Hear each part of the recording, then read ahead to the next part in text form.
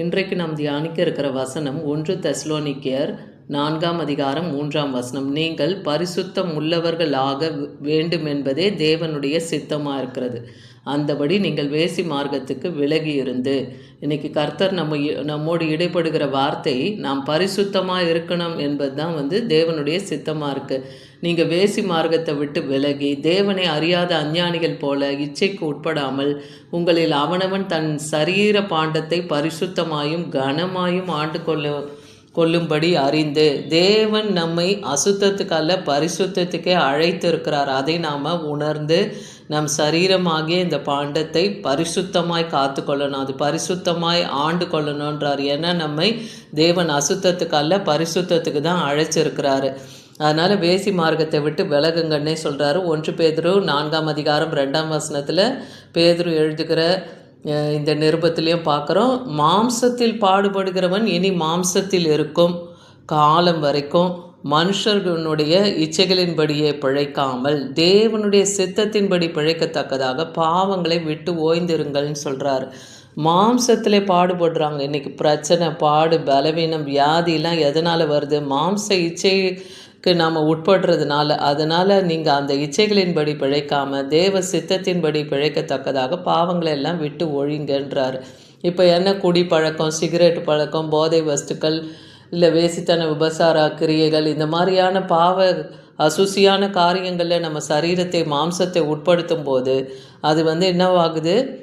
பாழாக போகுது இல்லையா? அது இச்சைக்கு உட்பட்டு அது தேவ சித்தத்தை அறியாமல் அது பாழாக போகுது. ஆனால் இன்றைக்கி அத்தகைய பாவங்களை விட்டு விலகுங்க, அந்த பாவங்களை விட்டு ஓய்ந்திருங்கன்னு சொல்கிறார். ஏன்னா இந்த பிரபஞ்சத்துக்கு ஒத்த வேஷம் தெரியாமல் தேவனுடைய நன்மையும் பிரியமும் பரிபூர்ண சித்தம் என்ன என்பதை நீங்கள் பகுத்தறிங்க.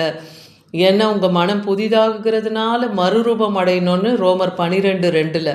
அப்போ இந்த பிரபஞ்சத்துக்கு ஒத்த வேஷம் மற்றவன் செய்கிறான்னு நாமளும் அதே காரியங்களை செய்கிறது தேவனுக்கு பிரியமில்லை. அவருடைய சித்தம் என்னதென்று நம்ம பகுத்தறிந்து செய்கிறவர்களாக, தேவனுக்கு பிரியமான காரியங்களை செய்கிறவர்களாக இருக்கணும். ஏன்னா சமாதானத்தின் தேவன்தாமே உங்களை முற்றிலும் பரிசுத்தமாக்குவாராக என்று 1 தெசலோனிக்கர் 5:23 பார்க்குறோம். அவர் நம்முடைய ஆவி ஆத்மா சரீரத்தை குற்றமற்று இருக்கும்படியாக காக்க அவர் வல்லமை உள்ளவராக இருக்கிறார். அவருடைய வசனம் நம்மளை சுத்திகரிக்கும், நம்மை பரிசுத்தமாக்க. ஏன்னா நம்மளை அழைத்தவர் உண்மை உள்ளவர், அவர் அப்படியே செய்கிறார் என்றே 1 தெசலோனிக்கர் 5:24 பார்க்குறோம். அதனால் விவாகம், திருமணம் என்பது யாவருக்கும் கனம் உள்ளதாக இருக்குது. அதனால் விவாக மஞ்சம் அசூசிப்படாது இருப்பதாகன்னு எபிரேயர் 13:4 பார்க்குறோம். வேசி கல்லறையும் உபசாரக்காரையும் தேவன் நியாயம் தீர்ப்பார். அத்தகைய வேசித்தனத்தின் ஆவியோடு இருக்கிறவர்களே தேவன் நியாயம் தீர்ப்பன்னே சொல்கிறார். கொலேசியர் 3ஆம் அதிகாரம் 5-6 வசனத்தில் விபசாரம், அசுத்தம், மோகம், துர்கிச்சை, விக்கிரக ஆராதனை, பொருளாசை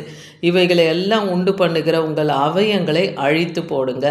அப்படிப்பட்ட வேசித்தனத்தின் கிரியைகள், துர்ரிச்சை, விக்கிரக ஆராதனை, பொருளாசை, இந்த மாதிரியான எண்ணம் உங்கள் எல்லையில் இருந்ததுன்னா அது இன்றைக்கே உங்கள் அவயங்களில் இருந்து. ஏன்னா அது சிந்தையெல்லாம் கெடுக்குது, இருதயத்தெல்லாம் கெடுக்குது. அத்தகைய காரியங்களை உங்கள் அவயங்களில் இருந்தே நீக்கி போடுங்கன்றார். கீழ்ப்படியாமின் பிள்ளைகள் மேலே தேவனுடைய கோபாக்கினை வரும். அவர் சொல்லுகிற இந்த வார்த்தைக்கு கீழ்ப்படியில்லைன்னா தேவனுடைய கோபத்தின் தண்டனைக்கு உட்படுகிறவர்களாக நாம் மாறிடுவோம்.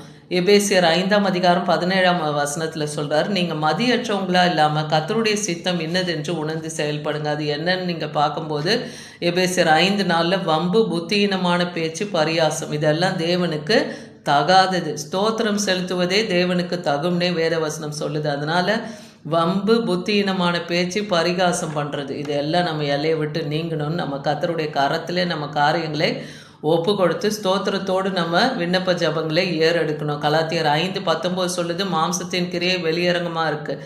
அதனால் விபசார, வேசித்தனம், அசுத்தம், காம விகாரம் இப்படிப்பட்டவைகளை செய்கிறவங்க தேவனுடைய ராஜ்யத்தில் பிரவேசிப்பதில்லை என்றே வேதவசனம் சொல்லுது. அதே போல் இந்த உலகம் அது நிச்சயம் கூட ஒரு நாள் ஒழிந்து போகணும். 1 யோவான் 2:17 பார்க்குறோம். ஆனால் தேவனுடைய சித்தத்தை செஞ்சிங்கன்னா அது என்றென்றைக்கும் அவன் என்றென்றைக்கும் நிலைத்திருப்பான்னு சொல்கிறாரு. யார் தேவனுடைய ராஜ்யத்தில் பிரவேசிக்க முடியாதுன்னா வெளிப்படுத்தல் 21:8 பயப்படுகிறவர்கள், அவிசுவாசிகள், அருவருப்பானவர்கள், கொலைபாதகர்கள், விபசாரக்காரர், சூன்யக்காரர், விக்கிரக ஆராதனைக்காரர், பொய்யர் இவங்க எல்லாரும் தேவனுடைய ராஜ்யத்தில் பிரவேசிக்க மாட்டாங்க. இவங்க 2ஆம் மரணமாகிய அக்னி கந்தம் எரிகிற அந்த கடலுக்கு பங்கடைகிறவர்களாய் தேவன் அவங்களெல்லாம் நியமித்து வைத்திருக்கிறார். அப்போ இதெல்லாம் வசனத்து மூலமாக நம்ம அறிகிறோன்னா அத்தகைய பாவக்கேடுகளை விட்டு நாம் விலகி இருக்கணும் என்பது தான் தேவன் வசனத்து மூலமாக இன்றைக்கி நமக்கு போதிக்கிறார். 2 தெசலோனிக்கர் 2:13 அதிகாரத்தில், பிரியமான சகோதரர்களே, நீங்கள் ஆவியினாலே பரிசுத்தப்படுகிறதுனாலும் சத்தியத்தை விசுவாசிக்கிறதுனாலும் ரட்சிப்பை அடையும்படிக்கு ஆதி முதல் தேவன் உங்களை தெரிந்து கொண்டபடியினால் உங்களை குறித்து எப்பொழுதும் தேவனுக்கு ஸ்தோத்திரம் செலுத்த கடனாளியாக இருக்கிறோன்னே பவுல் தெசலோனிக்க பட்டணத்துக்கு எழுதுகிற நிருபத்தில் சொல்கிறார். என்ன சொல்ல வர்றாருன்னா, நீங்கள் பரிசுத்தமாக்கி கொள்ளுங்க, சத்தியத்தை விசுவாசிங்க, அதாவது வசனத்தை விசுவாசிங்க, சத்தியத்தையும் அறிவீர்கள், சத்தியம் உங்களை என்ன, ஆண்டவராகிய இயேசு கிறிஸ்து தான் அந்த சத்தியம், அவர் வார்த்தை தான் சத்திய வசனம். அப்போ அதை நீங்கள் விசுவாசித்து அந்த ரட்சிப்பை அடைங்க. அதுதான் தேவன் விரும்புகிறார். அது உங்களுக்கு, அதுக்காக நாங்கள் உங்களுக்காக ஸ்தோத்திரம் பண்ணி நீங்கள் எல்லாம் மாறணுன்றதுக்காக நாங்கள் அதற்கு கடனாளிகளாக இருக்கிறோன்னே பவுல் அப்போஸ்தலன் சொல்கிறார். மத்தேயு 7:21 பார்க்குறோம், பரலோகத்தில் இருக்கிற என் பிதாவின் சித்தத்தை செய்கிறவன். அப்போ பிதாவாகிய தேவனுடைய சித்தத்தை செய்கிறவன் தான் பரலோக ராஜ்யத்தில் பிரவேசிப்பானே அல்லாமல் வேறு ஒருவனா அது உள்ள பிரவேசிக்க முடியாது.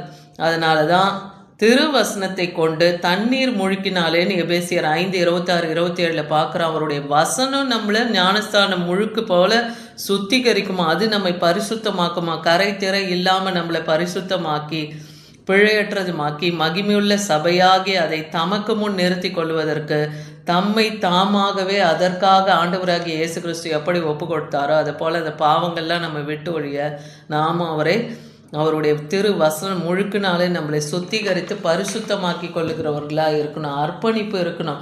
அதே போல் மனுஷனுக்கு பிரியமாக இருக்க விரும்புகிறவர்கள் பார்வைக்கு தான் ஊழியம் செய்கிறவங்களா இருக்காங்க. அந்த மாதிரி ஊழியம் செய்யாமல் கிறிஸ்துவின் ஊழியக்காரராக நீங்கள் மனப்பூர்வமாய் தேவனுடைய சித்தத்தின்படி ஊழியம் செய்யுங்கன்னு எபேசியர் 6:6 பார்க்குறோம். 1 தெசலோனிக்கர் 5:18 எல்லாவற்றையும் ஸ்தோத்திரம் செய்யுங்க, கிறிஸ்து இயேசுக்குள்ளாக உங்களை குறித்து தேவனுடைய சித்தம் இதுதான். நம்ம ஜெப விண்ணப்பங்கள் எல்லாவற்றிலும் நம்ம ஸ்தோத்திரம் செய்து, உங்களுக்கு அந்த விண்ணப்பத்துக்கு ஜெபிக்க தெரியுதோ தெரியலையோ அந்த விண்ணப்பத்தை சொல்லி நீங்கள் ஸ்தோத்திரம் செலுத்துங்க, அது தேவனுடைய சித்தமாக இருக்குது. அதே போல் அவருக்கு பிரியமானதை செய்ய எனக்கு போதியோன்னு சங்கீதக்காரன் சொல்கிறார் இல்லையா, நீரே என் தேவன், உம்முடைய நல்ல ஆவி என்னை செம்மையான வழியிலே நடத்தும். அப்போ பரிசுத்த ஆவியாக நீங்கள் பெற்றுக்கொண்டு இருக்கீங்கன்னா அந்த பரிசுத்த ஆவியானவர் உங்களை நல் வழியிலே நடத்துவார்.